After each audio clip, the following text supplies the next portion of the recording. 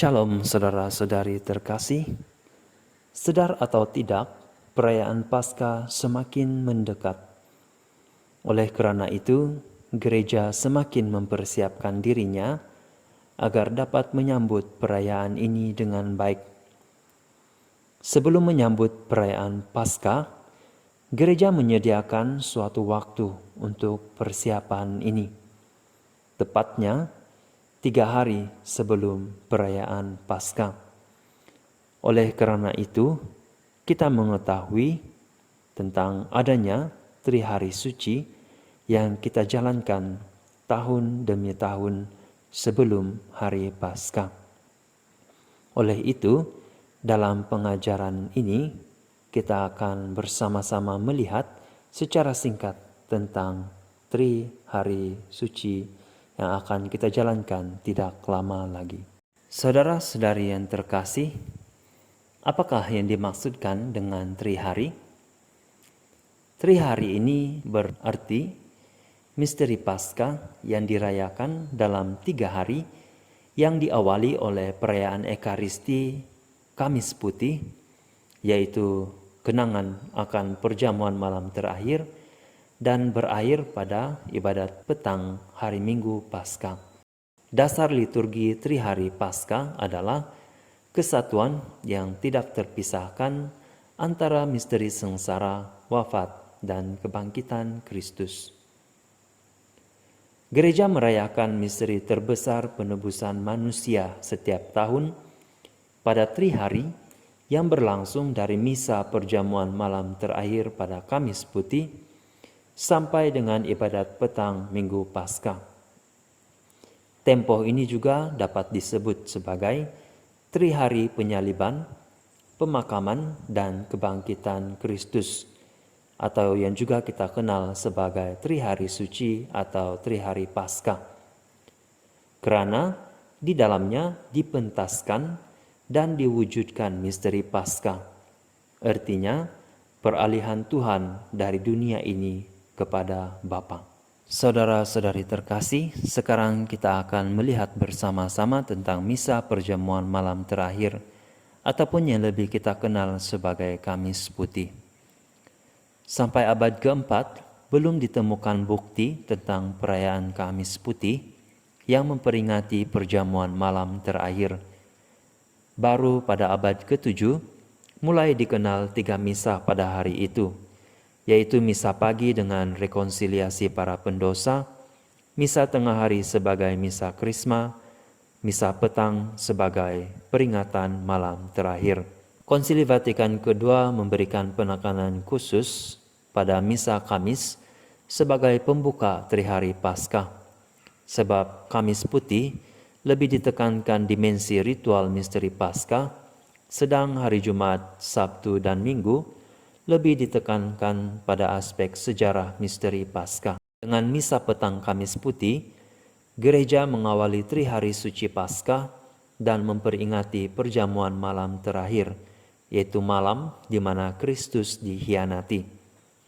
Karena cinta akan orang-orangnya yang di dunia, ia mempersembahkan tubuh dan darahnya dalam rupa roti dan anggur kepada Bapa dan para rasul sebagai makanan dan minuman, serta menugaskan mereka serta para penggantinya dalam imamat, juga mempersembahkannya sebagai kurban.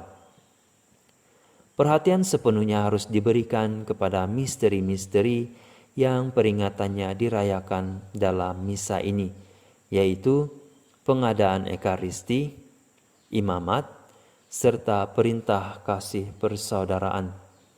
Pada hari ini juga sesuai dengan tradisi, diadakan pembasuhan kaki bagi orang-orang yang terpilih. Maksudnya ialah untuk menunjukkan semangat pelayanan dan kasih Kristus yang datang bukan untuk dilayani, melainkan untuk melayani. Kebiasaan ini hendaknya dipertahankan dan maksudnya diterangkan kepada kaum beriman. Setelah doa penutup, diadakan perarakan sakramen Maha Kudus. Sakramen Maha Kudus dibawa ke tempat penyimpanan. Tempat penyimpanan tidak boleh berbentuk makam suci, karena tempat penyimpanan tidak dimaksudkan untuk menunjukkan pemakaman Tuhan, melainkan untuk menyimpan hosti suci untuk komuni pada hari Jumat Agung. Dan kaum beriman hendaknya diajak untuk mengadakan adorasi malam setelah misa di hadapan sakramen Maha Kudus di dalam gereja. Adorasi ini setelah tengah malam tanpa upacara karena hari sengsara Tuhan sudah dimulai. Dan biasanya pada hari ini juga salib-salib ataupun gambar-gambar suci diselubungi dengan kain merah atau ungu. Setelah mengikuti misa perjamuan malam terakhir ataupun Kamis Putih, umat beriman keesokan harinya mengikuti perayaan Jumat Agung. Jumat Agung merupakan perayaan Sabda sekaligus merupakan hari pantang dan puasa. Sejak awal, perayaan Jumat Agung ini tidak pernah dirayakan sebagai perayaan Ekaristi. Alasannya adalah keikutsertaan gereja pada detik-detik sengsara dan wafat Kristus. Gereja mau mengungkapkan cinta yang mendalam pada Kristus yang tersalib melalui ritus penyembahan salib. Pada abad pertengahan, yang boleh menyambut hosti suci hanyalah para padri. Kemudian dipertegaskan lagi dalam Konsili Trente. Namun pada tahun 1955, Paus Pius ke-12 memberi izin komuni bagi semua umat beriman. Hari Jumat bukan merupakan hari duka cita, melainkan hari kontemplasi penuh cinta akan Kristus yang mengorbankan diri untuk menyelamatkan umat manusia. Pada hari ini, waktu Kristus domba korban kita dikorbankan, gereja merenungkan sengsara Tuhan dan mempelainya dan menyembah salibnya. Dalam pada itu, ia merenungkan asal-usulnya dari luka Kristus yang wafat pada salib dan berdoa bagi keselamatan seluruh dunia. Jumat Agung di seluruh gereja harus dijalani sebagai hari tobat dan puasa serta pantang diwajibkan. Tata perayaan sengsara dan wafat Kristus yang berasal dari tradisi kuno gereja, yakni ibadat sabda, penghormatan salib, perayaan komuni, harus diadakan dengan tepat dan setia dan tidak boleh diubah sesukanya. Setelah mengikuti perayaan Jumat Agung, umat beriman keesokan harinya mengikuti perayaan Sabtu Paskah. Sejak abad kedua, Sabtu Paskah merupakan hari pantang dan puasa yang keras tanpa perayaan Ekaristi. Namun dalam perkembangannya menjadi kabur.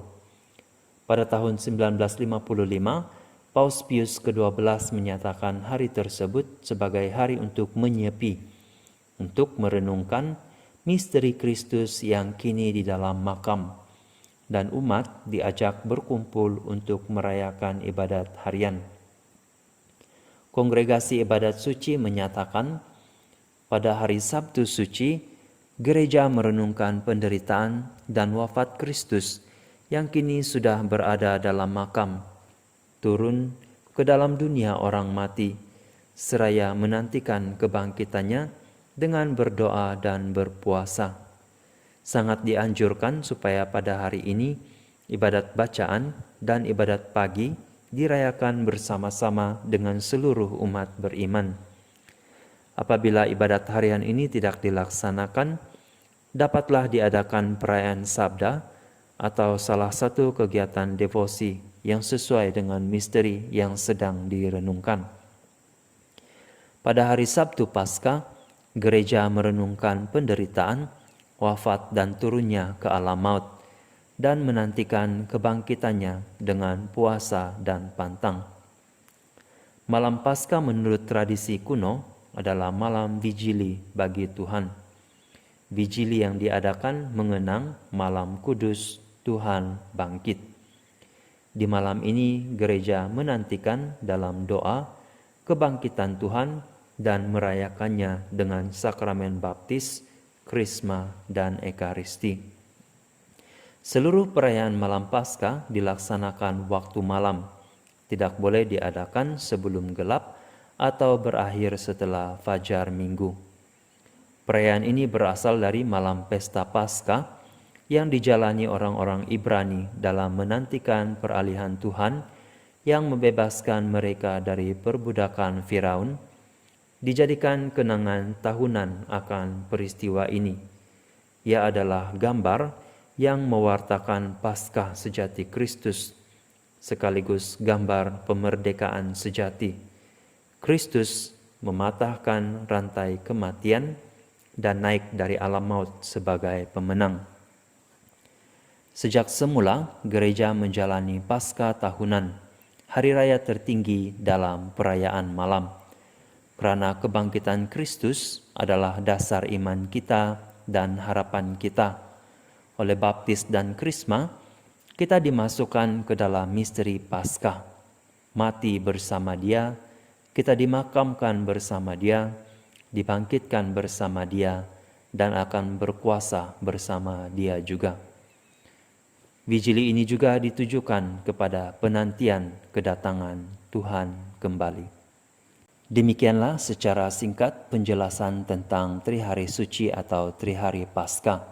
Semoga dengan penjelasan ini dapat membantu kita untuk menjalani Trihari Suci dengan baik pada tahun ini. Tuhan memberkati kita semua.